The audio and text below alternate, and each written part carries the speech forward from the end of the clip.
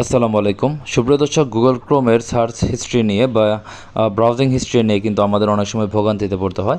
সেক্ষেত্রে আজকে আমি আপনাদেরকে দুটি অপশন দেখিয়ে দিচ্ছি, যার মাধ্যমে আপনারা গুগল ক্রোম ইউজ করার পর সেখান থেকে বের হয়ে যাওয়ার পর অটোমেটিক্যালি আপনার সার্চ হিস্ট্রি ডিলিট হয়ে যাবে। আরেকটা অপশন হচ্ছে যে আপনি নিজের ইচ্ছা মতো অপশন চুজ করে আপনার সার্চ হিস্ট্রি ডিলিট করতে পারবেন।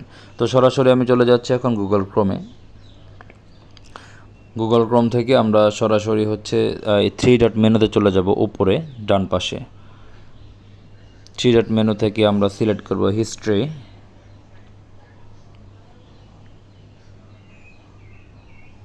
হিস্ট্রিতে চলে যাচ্ছি।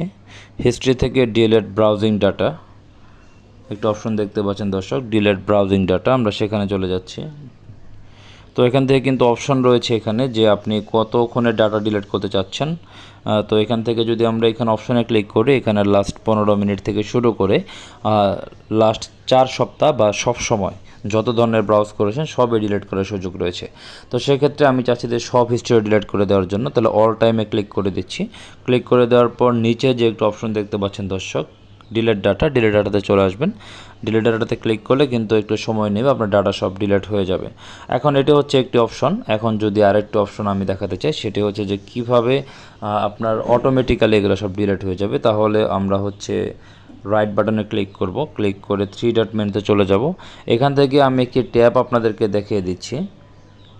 সেকেন্ড অপশনে একটি নতুন ট্যাব দেখতে পাচ্ছেন, এটা হচ্ছে একটা প্রাইভেট ট্যাব। তো এই ট্যাব থেকে যদি আপনি ক্লিক করে এই ট্যাবে চলে যান, এই ট্যাব থেকে আপনি যাই ব্রাউজ করেন না কেন সেটি প্রাইভেট থাকবে, মানে আপনার হিস্ট্রিতে এটি হিট করবে না।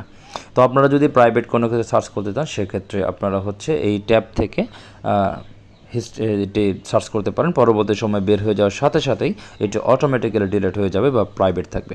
সুপ্রিয় দর্শক, আশা করি আমি বোঝাতে পেরেছি। পরবর্তী ভিডিওতে আপনাদের সাথে আরও কথা হবে। সে পর্যন্ত সকলে ভালো থাকুন এবং সুস্থ থাকুন। আল্লাহ হাফেজ।